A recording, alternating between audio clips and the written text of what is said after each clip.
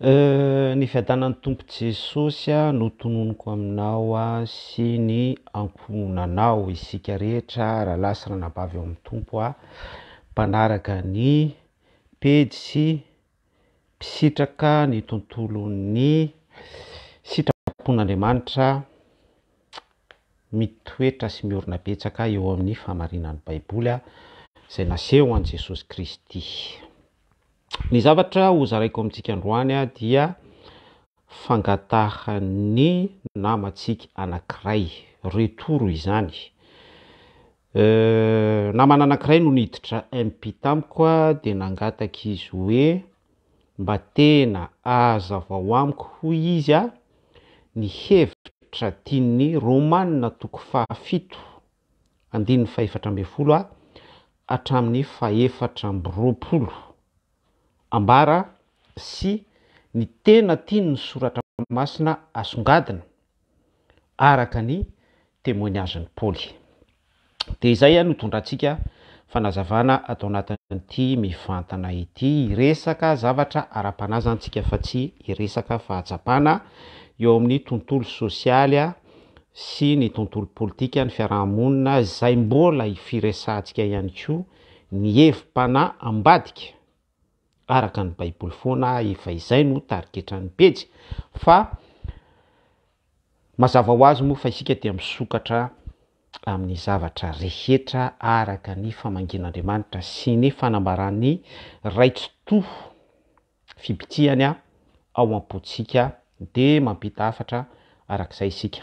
Misaotra Jesosy Kristy mankasitraka betsaka ny fitiavanao, mankasitraka ny mbola ositra sy hery izay atafinao anay. Da io ny teny ianao no manositra ny teny, ianao ihany koa no mamangy ny fo saina mampanahy anay ahafahanay misokatra betsaka amin'ny fahafantarana ny sitraponao.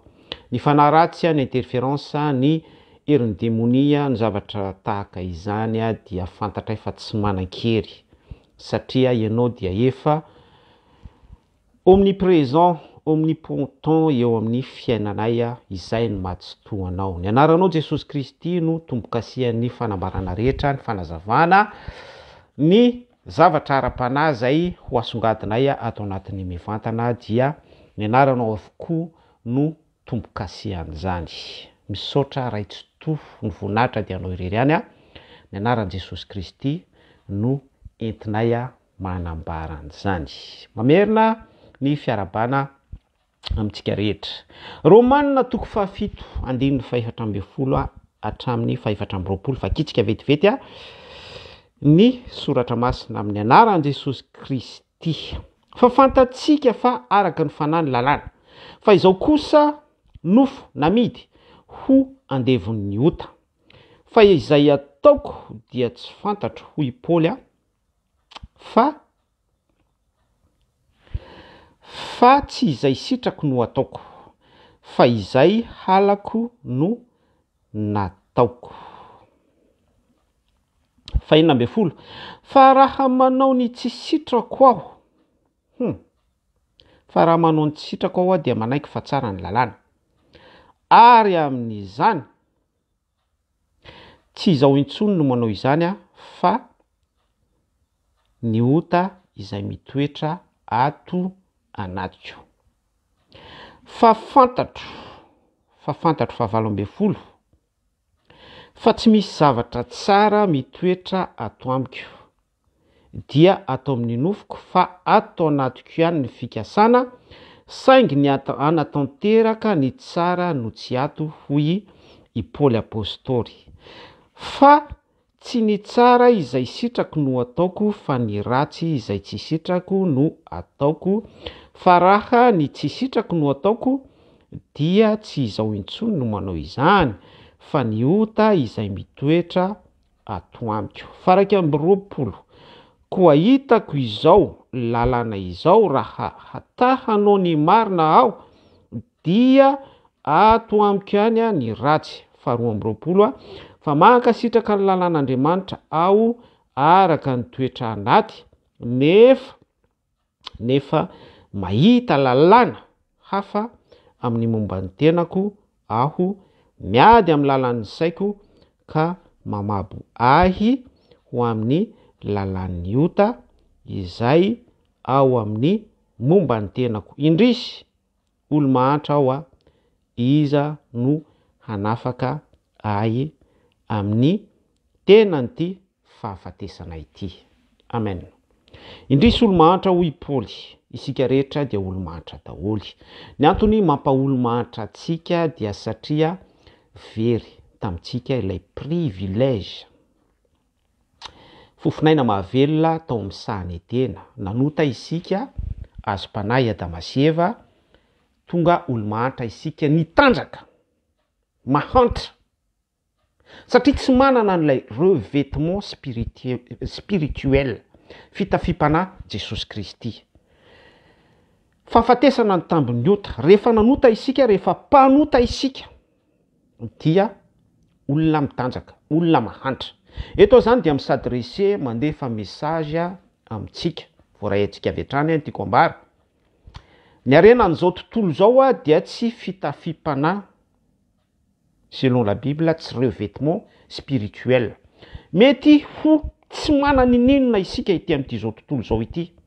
Mety mijaly arak'asa, mety mijaly ara-panambadiana, mety ho mijaly amin'ny lafiny be da be.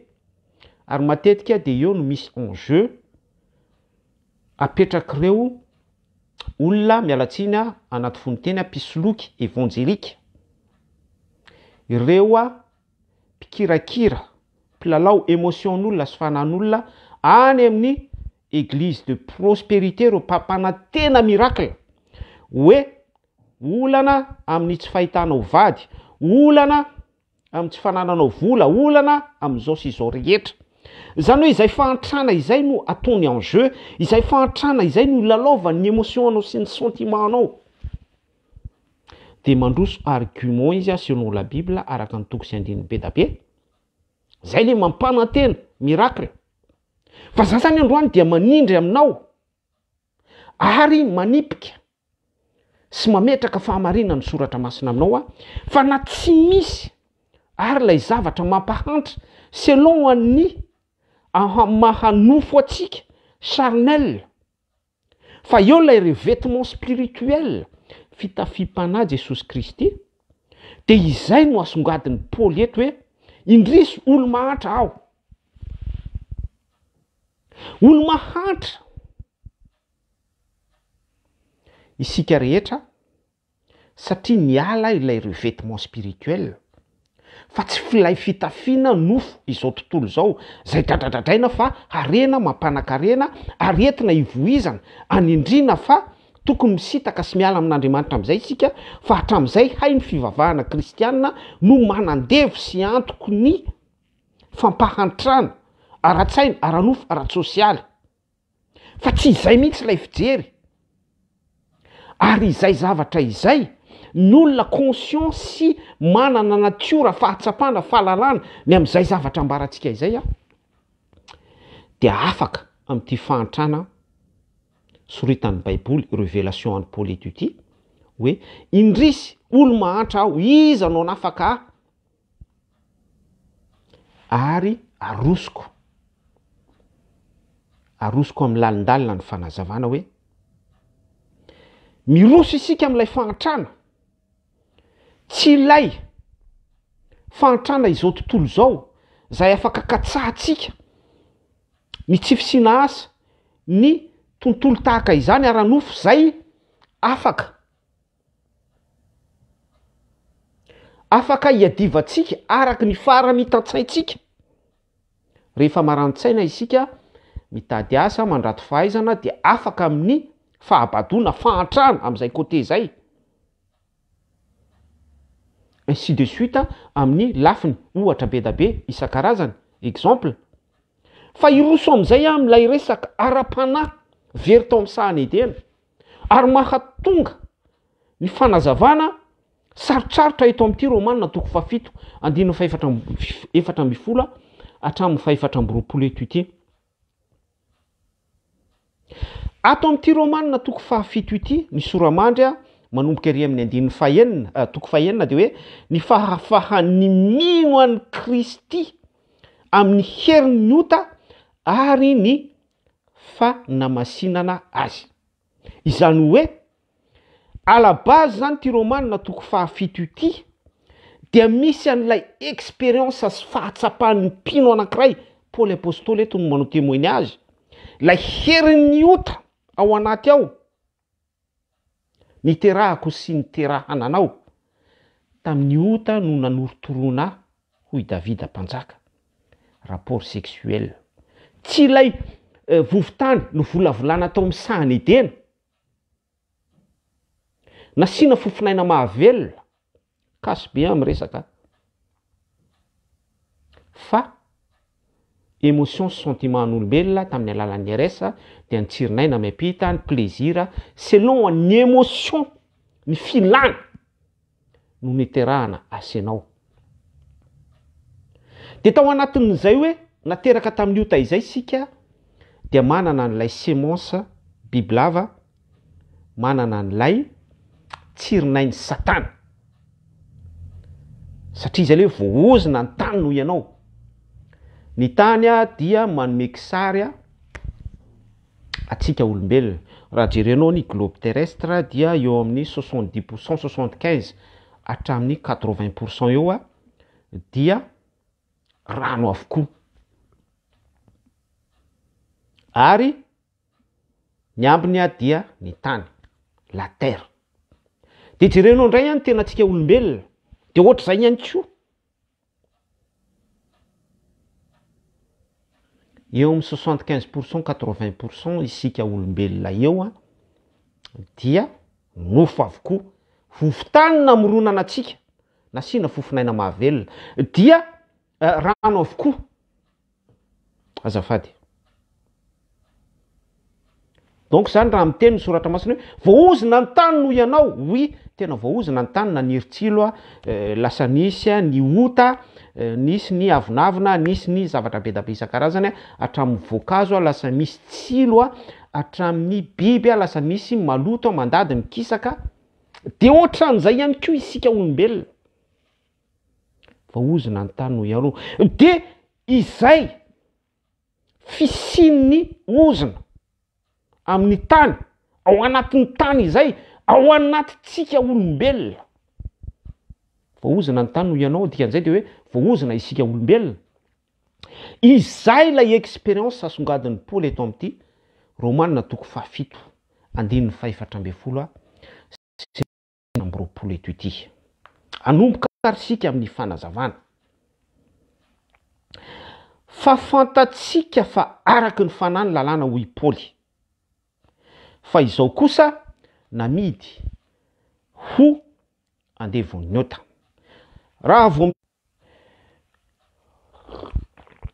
Raha miteny i Paoly apôstôly eto amin'ity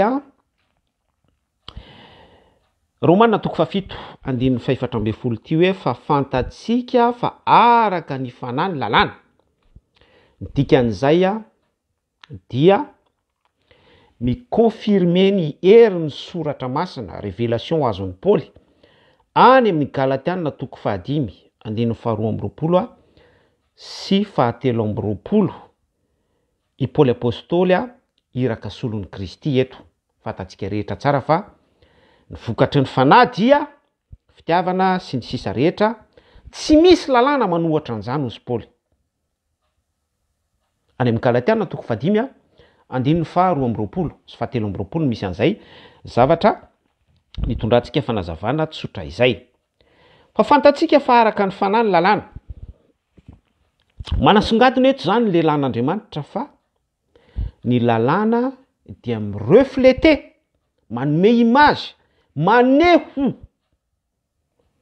maneho ny gloire an'Andriamanitra, de tsy inona izany fa ny Esprit Saint, lay vomamo amin'ilay arbre de vie, Jesosy Kristy. Averiko tsara hoe ny lalàna izany dia reflet tahaka ny hoe miroir. Mijery fitaratra isika dia ny zavatra hitantsika eo amin'ny fitaratra dia ny endrik'Andriamanitra. Ny zavatra hitantsika eo amin'ny fitaratra dia ny zavatra reflet an'ilay fitaratra azavana averin'ilay fitaratra ty amintsika dia ny atsaran'Andriamanitra. Ny zavatra averin'ilay fitaratra ty amintsika dia hoe tsy misy halatra ao amin'Andriamanitra, tsy misy von'olona ao amin'Andriamanitra, tsy misy fijangajangana ao amin'Andriamanitra. Zay le hoe aza mangalatra, aza mamono olona, aza mijangajanga sy ny sisa rehetra mijoro vavolombelona andainga. Tiavan Jehovah Andriamanitra ao amin'ny fonao rehetra, ny sainao rehetra, ny herinao rehetra, ny fananao rehetra. Tiavany namanao tahaka ny tenanao. Ao amin'ny lalàna zany dia izay endrika Andriamanitra izay no se refléter miverina aty amintsika. Fa ho ivon'izay lalàna izay dia ny fahotana. Zay no nahatonga an Jesosy Kristy ny teny tamin'ny Petera. Tadidinareo Petera rehefa nomen'Andriamanitra tsy tony révélation izy hoe everinareo iza moa za dia namaly Petera hoe ianao ny Kristy zanak'Andriamanitra velona. De sambatra ianao ry Petera, ry apôstôly Petera hoy Jesosy Kristy fa tsy nofa mandrano naneo anao an'izany fa ny raiko zay any an-danitra. De fotoana fotaorianan'izay dia solafaka i Petera. De hoy Jesosy Kristy hoe any voky ianao ry Satana.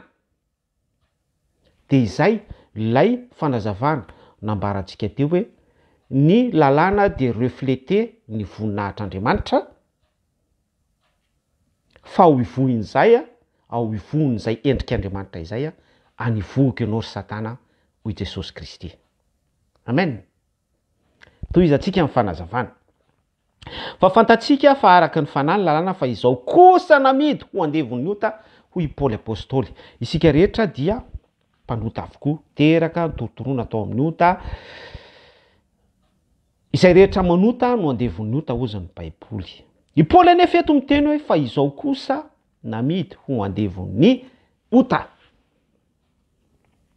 Ilay tiany Paoly ambara eto amin'ity hoe izao kosa namidy ho andevon'ny ota ity dia manao rappel amintsika ny fahamarinana atao amin'ny sahany edena i Paoly apôstôly.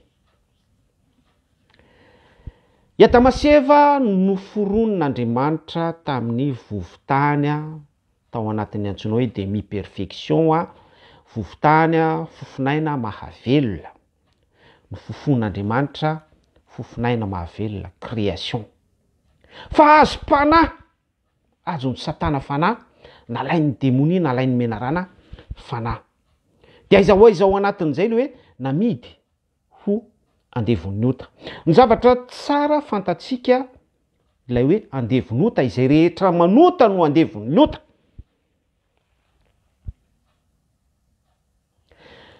Eo amin'ilay hoe namidy no mamaly an'ity toko sy andininy mahatonga savorovoron-kevitra kely any anaty fisainantsika ity. Ny teny hoe namidy dia sandaina. Tahaka ny hoe io misy zavatra anankiray kahier dia tombanana araky ny endriny sy ny bikany. De araky ny lanjany sy ny ventiny maha kahier an'ilay kahier dia misy tombana famaritana azy. Dia miaraka amin'izay dia misy ny rançon. Izay ilay vidiny. Averiko tsara hoe ilay fanombanana azy dia misy zavatra izay atao échange atakalo satria no ilay lanjan'ilay kahier ohatra ny raisitsika teo valeurany dia misy sanda arak'izay ifanarahana dia iny sanda iny no tombam-bidy. Zay le hoe varotra na fa rehefa niseho ilay tombana nataon'ny Satana tamin'ny Eva sy i Adama.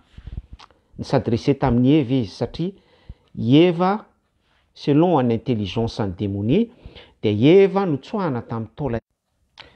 hoy ateo hoe selon an intelligence ny démonia dia Eva notsoahana tamin'ny taolatezany i Adama. Ny dikan'izay dia misy faiblesse kokoa i Eva par rapport amin'ny i Adama. I Adama ihany koa dia misy faiblesse ny zay no nahatonga anany teny hoe nikréena isika tao anatin'ny demi perfection satria mbola azo mpanahy. Tsy perfection, tsy parfait fa tao anatin'ny antsoina hoe demi perfection. Azonao ngamba ny tiako ambara. Dia hitan'ny Satana selon an intelligence ny menarana. Ny menarana dia fetsy noho ny biby rehetra. Izay hoe Eva ampahany tamin'ny tenany Adama izay dia nisady resetany amin'ny Eva izy ahafahan'ny planiny tanteraka tsara satria fantany tsara fa noforonina tao anatin'ny demi perfection ny olombelona ary Eva izay mbola portion tsoahana tamin'ny tenany Adama ihany koa dia selon an'izay fanazavana izay zany dia mihena hatrany ilay sanda maha olombelona ny olombelona. Hitan'ny Satana izay farany hitan-tsaina tao amin'ny Satana izay dia hitan'izay hoe tsy fantanterahana teo amin'ny tenantsika olombelona izay dia sady resetany amin'ny Eva izy naka fanahy dia nanao tombana naka fanahy séduction, esprit de séduction tamin'ny Eva nalain'ny fanahy.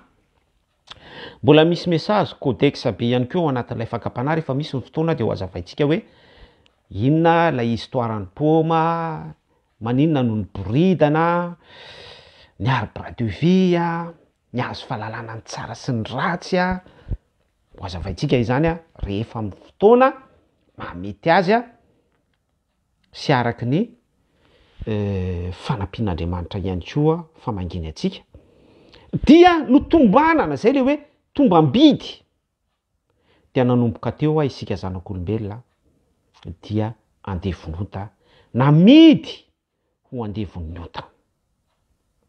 Isika ihany no nivarotra ny tenantsika azo mpanahy dia niditra tao anatin'izay sehatra ny varotra izay isika tamin'ny Satana dia namidy ho andevonota lafo tamin'ny Satana fa taty amin'ny fiverenan'i Jesosy Kristy indray vao nisy ny rançon tambim-bidy miresaka silo indray isika any amin'ny testamenta taloha Jesosy Kristy nanolotra ny tenany amin'izay tambim-bidy zay ho fanavotana asy anao izay ilay fitiavana agape tao amin'ny tenan'Andriamanitra tsy misy manana an'izay fa tsy izy ihany tamin'ny alalan'i Jesosy Kristy. Dia izay ity eto amin'ny tapany faharoa hoe namidy ho andevon'ny ota ity manao rappel ny Genesis 3 i Paoly apôstôly ilay fahalavona tao amin'ny sahany eteny. Miteny amin'izay Paoly eo amin'ny 15 fa izay ataoko dia tsy fantatro hoy Paoly. Inona ilay ataoko tsy fantatro hoy Paoly eto? Fa tsy izay sitrako no ataoko fa izay halako no ataoko. Misy jeu de mots enjana be la izy fa misy fanazavana mavesatra be tokony ho voaray atsika ao anatin'ity témoignage-ny Paoly ity. Fa izay ataoko dia tsy fantatro fa tsy izay sitrako no ataoko fa izay halako no ataoko. Eto dia misy an'i Paoly efa après un contexte niona tamin'i Jesosy Kristy lalana makany a Damascos. Dikan'izay dia i Paoly efa après rencontre amin'i Jesosy Kristy zany no manao témoignage eto. I Paoly après rencontre a Jesosy Kristy manao témoignage eto nefa dia miteny izy hoe fa izay ataoko dia tsy fantatro izy. Alléluia. Asa raha efa tonga tao aminao zany hoe manao zavatra ianao tsy fantatrao ny ataonao. Ny anton'izany ry havana dia izao. Hitanareo alay vohatra ny vahoaka Hebreo andevy tany Egypta. Manana ny soany izy. Manana ny maha Hebreo azy izy kultura rehetrarehetra sy ny inona fa imposena izy hoe ndana manao briky, ndana manao dôme, ndana manangana sampy, ndana manao an'izao. Dikan'izay dia ilay tsy sitrana zavatra tsy fantany, tsy kulturany ny asaina ataony fa imposen'ny mpanandeva sy ny mpampahory izy. Izay lay fa 4 tapany farany resahantsika teo hoe namidy ho andevon'ny ota ataon'ny Paul témoignage isika y compris namidy ho andevon'ny ota. Ny zavatra tsy fantatsika, tsy namoronana atsika atao amin'ny sahany edena no ataotsika. Fa ilay fanandevozan'ny ota, devoly manandevo atsika amin'ny alalan'ny ota ataotsika ao anaty tsy fahafantarantsika. Tadidinareo Jesosy Kristy rehefa nombona teo amin'ny hazo fijaliana izy dia nanarabiraby azy ny fariseo, ny miaramila romanina sy izay rehetra teo miteny ratsy azy nanapatra taminy dia hoy Jesosy Kristy hoe mamela ny helony fa tsy fantany izay ataony. Jesosy Kristy zany dia tena manambara mihitsy ao anatin'izay hoe manao an'ilay famitana sy fisitrahana manatanteraka ota amin'ny mahampanota atsika isika no isika namidy ho andevon'ny ota satria tsy noharina ahalala ota isika. Amen. Lalina be ny témoignagen'ny Paoly. Noharina namboarin'Andriamanitra tsy nahalala ota isika fa manao zavatra tsy fantatsika, tsy haitsika. Lay fahalalana resahako eto dia lay famoronana antsika mihitsy fa tsy resaka connaissance, tsy resaka saina fa resaka natiora mihitsy. Amen. Fa izay ataoko dia tsy fantatro hoy Paoly fa tsy izay sitrako no ataoko fa izay alako no ataoko. Ahoana ary zany? Tsy izay sitrako no ataoko. Hoy teo hoe eto dia i Paoly manao témoignage dia tsy iza fa i Paoly efa nanao rencontre tamin'i Jesosy Kristy. Tsy izay sitrako no ataoko i Paoly fa izay halako no ataoko. Dikan'izay dia raha ny sitrako Paoly satria izy efa allié amin'i Jesosy Kristy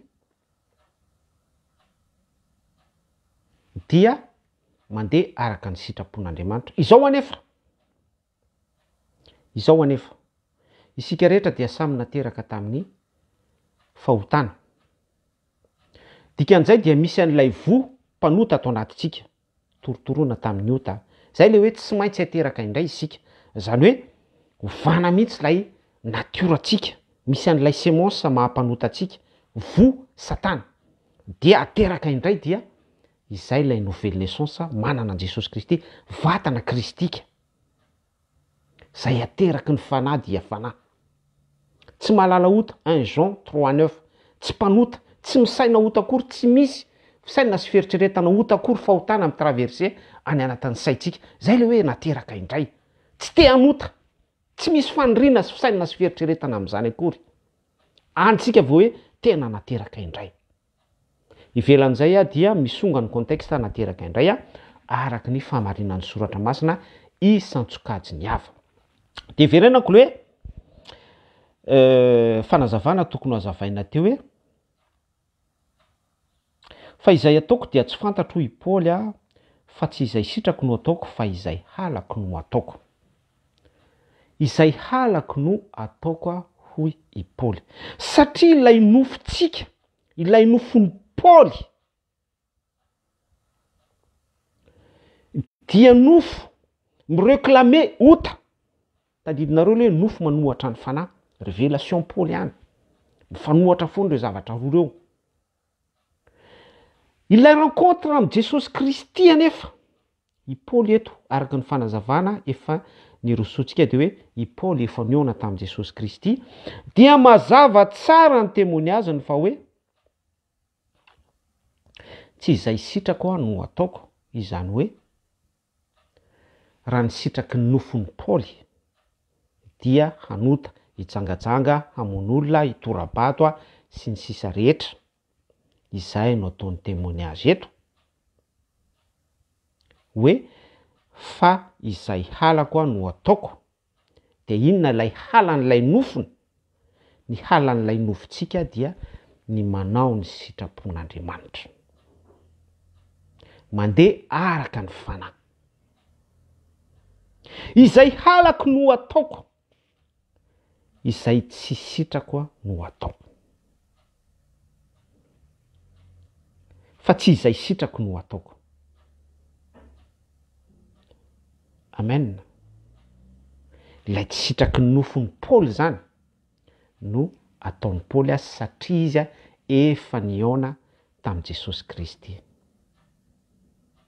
Enjana ny fifandroitana anaty rehefa nanolo tena an Jesosy Kristy isika ary ny saitsika efa manaiky fa hanao ny sitrapon'Andriamanitra. Izay ilay rencontre amin'ny Jesosy Kristy dia Jesosy Kristy manambara ny sitrapontsika, ny lalàny any amin'ny saitsika ary ny nofontsika manohatra an'izay, nofo manohatra ny fanahy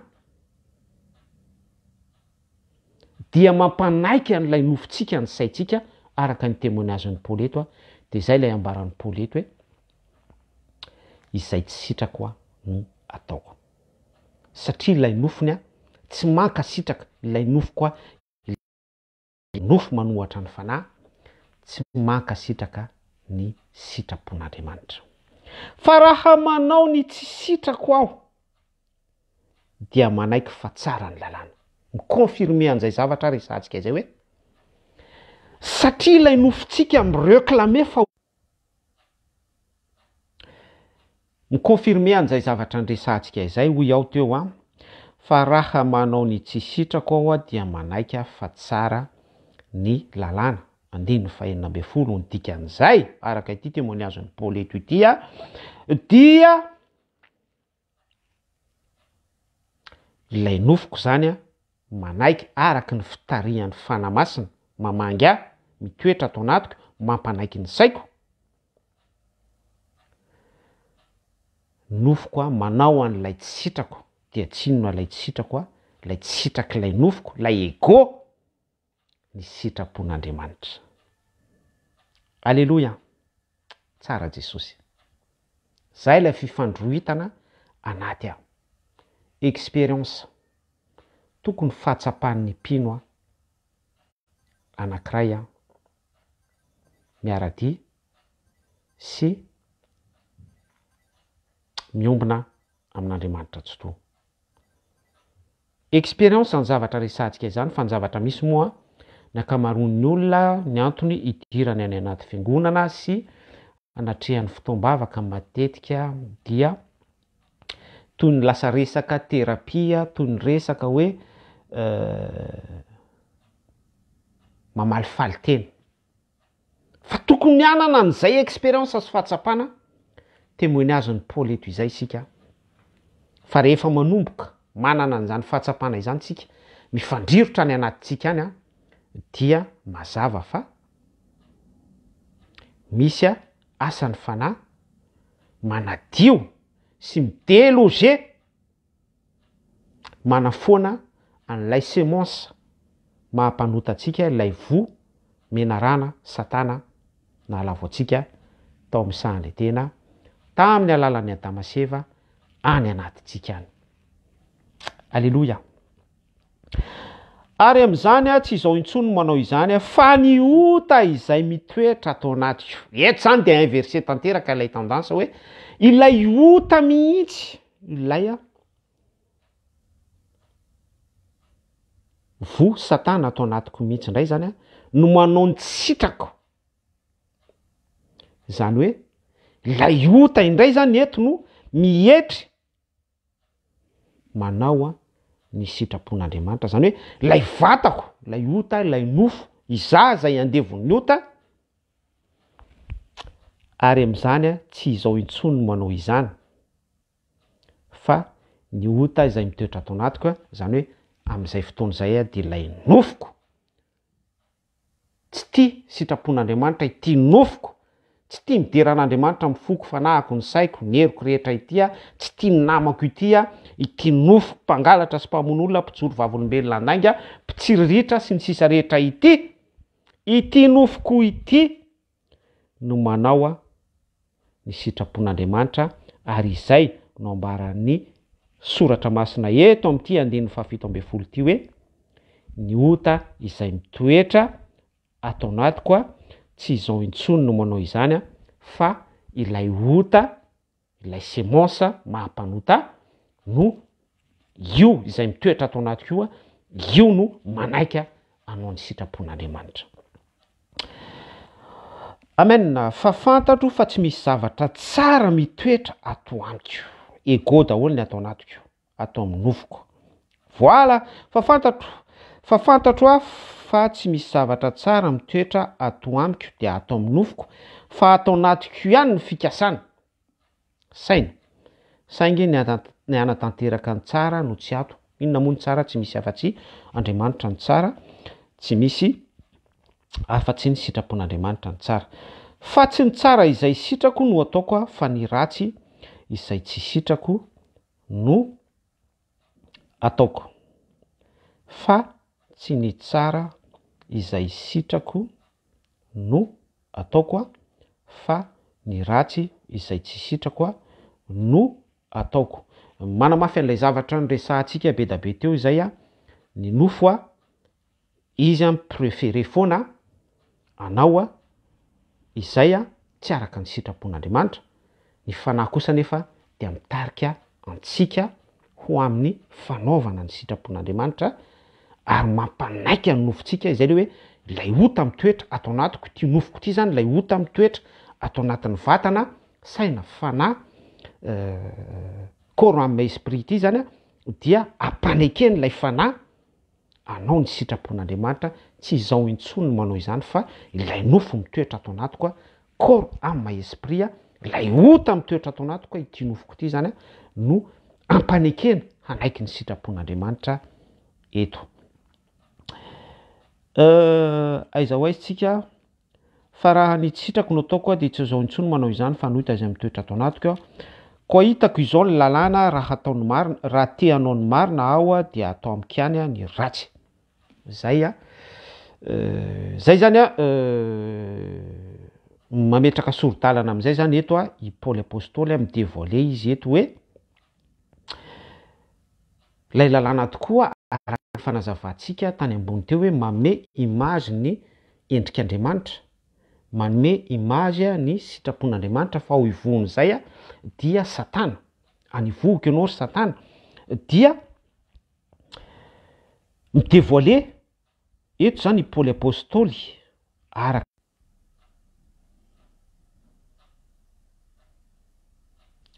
koa hitako izao lalàna izao i Paoly fa raha te hanao ny marina aho dia atao amiko ihany ny ratsy. Lay hoe te hanao ny marina dia araka ny asan'ny lalàna. Aza mangalatra, te hanao ny marina ahoko dia mitandrina ny lalàna, andeha tsy angalatra, andeha tsy hamono olona, andeha tsy jangajanga. Fa tsy foana izay le hoe ao ivohoko satana, tsy foana ilay natiora mpijangajangana any anaty fisainako sy fieritreretako, tsy foana ilay natiora famonon'olona any anaty fisainana sy fieritreretako.